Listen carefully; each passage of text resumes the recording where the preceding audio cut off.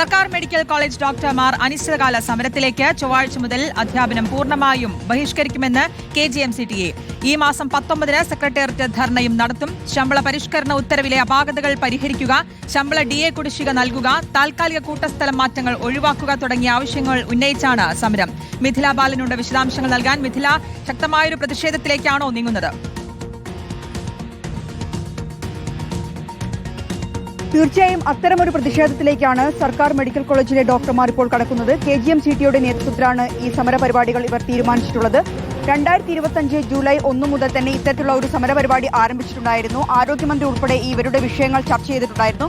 പക്ഷേ ക്രിയാത്മകമായ ഒരു ഇടപെടൽ സർക്കാരിന്റെ ഭാഗത്തുനിന്നും ഉണ്ടാകുന്നില്ല. ഇതിനെ തുടർന്നാണ് ഇപ്പോൾ സമരം ശക്തമാക്കാൻ KGMCTA തീരുമാനിച്ചിട്ടുള്ളത്. അധ്യാപനം നിർത്തിവെക്കും, ഒപ്പം തന്നെ അടിയന്തര ചികിത്സ ആവശ്യമില്ലാത്ത സേവനങ്ങളെല്ലാം തന്നെ നിർത്തിവെക്കാൻ, അതായത് ലേബർ റൂം, കാഷ്വാലിറ്റി ഉൾപ്പെടെയുള്ള അടിയന്തര സേവനങ്ങൾ മാത്രമേ ഇനി ഉണ്ടാവുകയുള്ളൂ.